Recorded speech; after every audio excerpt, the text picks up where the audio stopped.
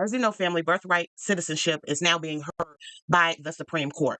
This has been an issue that has been going on for a few decades, more so within the past 20, 30 years. President Trump said, okay, enough with this. The fabric of this nation is changing, and we need to get clarity on birthright citizenship.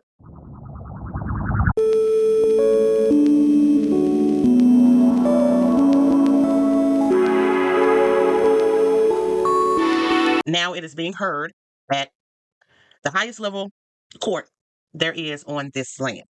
So I want to talk about pretty much how that concerns us. Should we be concerned? And if so, why should we be concerned? Well, for so many reasons, this issue is something, in my opinion, that we need to be praying on. And notice I said praying on and not praying for. As you know, if you are listening to this and if you are FBA, there has always been two separate Americas. There was a white America and there was black America, both in the same nation, but living two totally different lives. So that's undeniable.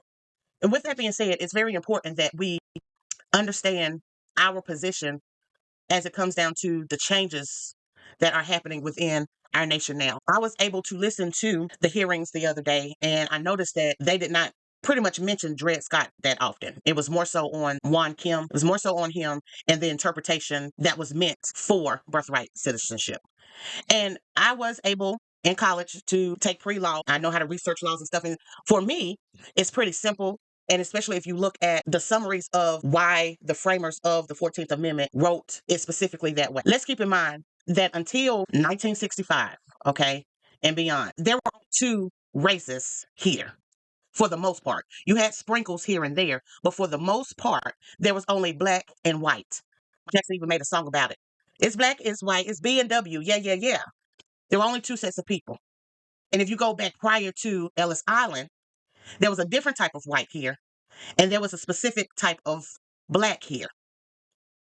These are facts. But I want to kind of speak on Dred Scott and the mindset that he had to have had in order to even bring such a suit towards or against the United States when it comes down to citizenship. Let's be honest and let's keep it real. That's the only way I know how to be. America was not built with us in mind. We were just the builders. We were just the labor. We were just the inventors. But it was never meant for us, foundational Black Americans, to be a part of America. If you want to use us in your wars, we've already built the country and we're still building the country. But now you're coming to us and you need us to help you fight wars. And if that's the case, then we're going to have some type of leverage. Do you know how much guts that took for Dred Scott to be able to come against a den of lions? The atmosphere, we already know what the atmosphere was during that time. And that's why I'm going to keep saying this. And most of you already know this. We are in a spiritual warfare. Yes, it's important that we stay up to date on what's going on. Yes, it's important that we make necessary moves that we need to make to ensure our stability and things of that nature. But these other nations that have come within the walls of the United States, oh, they're to their gods. They're very loyal and dedicated to their gods, and their gods are making a way for them. And it makes you wonder what type of country that is supposed or that is so great. Why would a country allow open borders? Why would a country just open up the floodgates? And please don't give me the reason that, oh, people want a better life and that we're just so caring. Like, again, that's the other part of America, that they're so concerned and they're so caring that they just want to bring everybody in. That is not the case whatsoever. If that's the case, you would go ahead and make sure that our reparations were in order, that your debt is paid to us. It's not about giving us anything. It's paying your debt.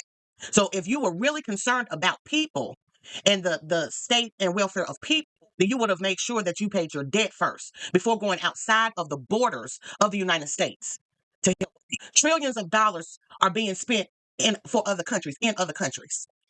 Here in the United States, when the flood opened in 2021 and 10,000 plus people were coming across the border, and when they got here, free hotel, food stamps, health care, housing, things that our veterans and those who really need it don't have access to as American citizens. What's going on here? You can't run away from your debts, America. And like I said again, there are two different types of America. That's why some of these nations that are coming in, and this is not hateful, but it's just fact, it's the truth.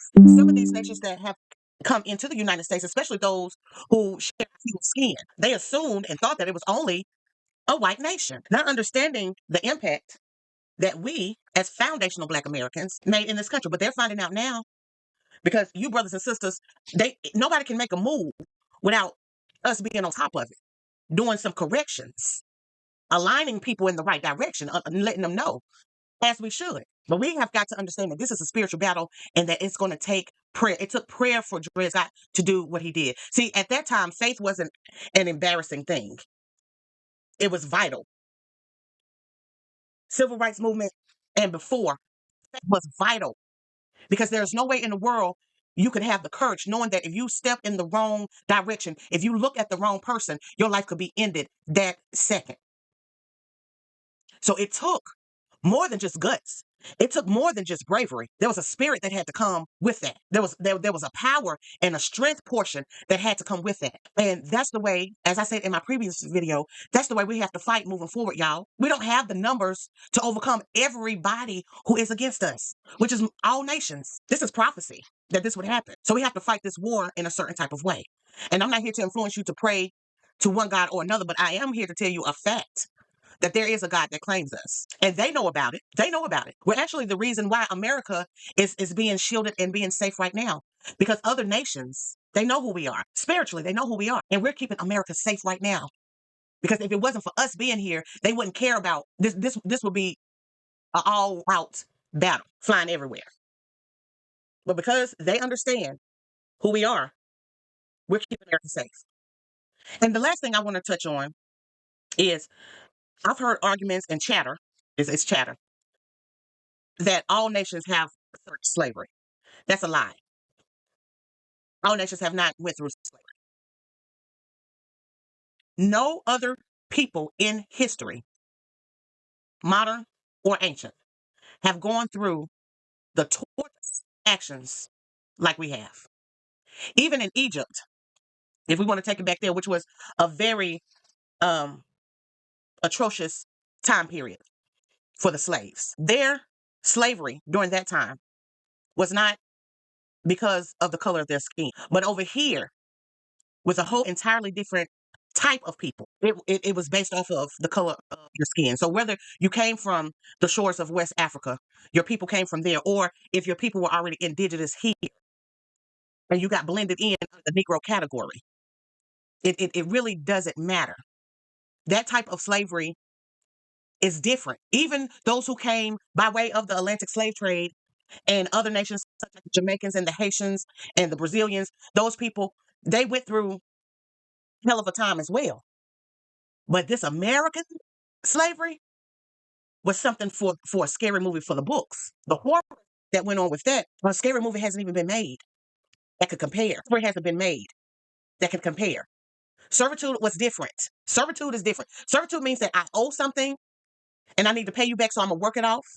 Or that one party is taking advantage of another party, but that other party, the minority party, is still getting something out the deal. That's servitude.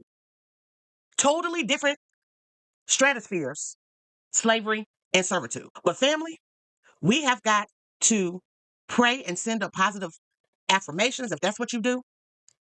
Because no nation, China, Japan, Pakistan, those in the Middle East, those people wouldn't dare allow their floodgates to be open for all nations to come inside and change the fabric and the foundation which they live by. So what is America doing? Why is the birthright citizenship even a question? And even if you want to take the Juan Kim argument, his parents were dedicated and sovereign to the United States. They didn't have any issues or any dealings or anything like that with China. Came over here, they blended in, they started working, building businesses, giving back to the economy, and they didn't bring their China culture over here. No, they took on the American values and such. These people who we're letting in, they're saying, yeah, I'm in your borders and I'm going to do what I want to and I'm going to practice how I want to practice in your face, even if that's disrespecting your foundation and your fabric. Not everybody, but most. So what is America doing? Why is this such a hard question to be answered when it's simply there in the statute? Let me know what you think, family. I just thought I'd touch on this from a different aspect, but let me know what you think. This is something that we have to pray on and understand that we are in a spiritual warfare. I can't say that enough. If I have earned your like, please like. If you like this type of content, please subscribe and share this with other people. May the Most High bless.